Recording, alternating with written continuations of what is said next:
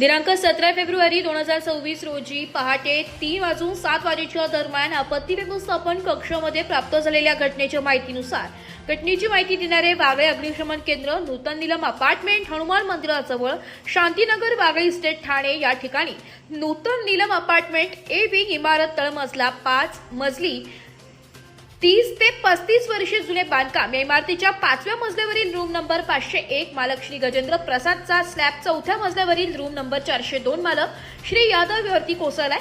सदर घटनास्थळी माननीय उपायुक्त श्री गोदेपुरे, आपत्ती व्यवस्थापन अधिकारी तडवी, बांधकाम विभागाचे अधिकारी, अग्निशमन दलाचे अधिकारी व पोलीस अधिकारी कर्मचारी तसेच अग्निशमन दलाचे जवान, एक फायर वाहनासह, एक रेस्क्यू वाहनासह, आपत्ती व्यवस्थापन कक्षाचे कर्मचारी, एक पिकअपसह वाहनासह, सार्वजनिक बांधकाम विभागाचे उपअभियंता, अग्निशमन दलाचे जवान, एक इमर्जन्सी टेंडर व एक रेस्क्यू वाहनासह महावितरण कर्मचारी उपस्थित होते।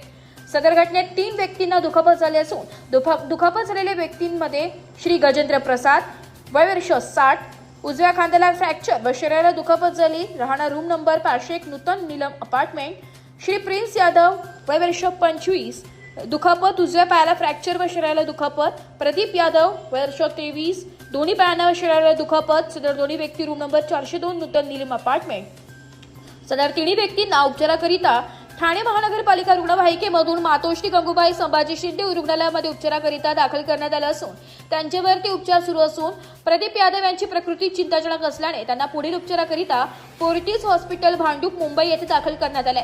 सदरची इमारत C2B व प्रवर्गामध्ये येत असून इमारत धोकादायक असल्याने सुरक्षेच्या कारणास्तव सदर इमारत पूर्णतः रिकामी करण्यात आली आहे। सदर इमारतीमध्ये एकूण 24 रूम असून त्यामध्ये एकूण अंदाजे 85 ते 95 व्यक्ती राहत होते। सदर इमारतीमध्ये रहिवाशांना तात्पुरत्या स्वरूपामध्ये ठाणे महानगरपालिका शाळा क्रमांक 38 शांतीनगर वागळे इस्टेट येथे वास्तव्याकरिता पाठवण्यात आले।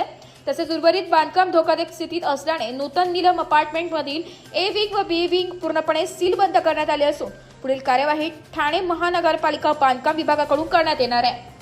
Bureau report, Titwala news, Thane.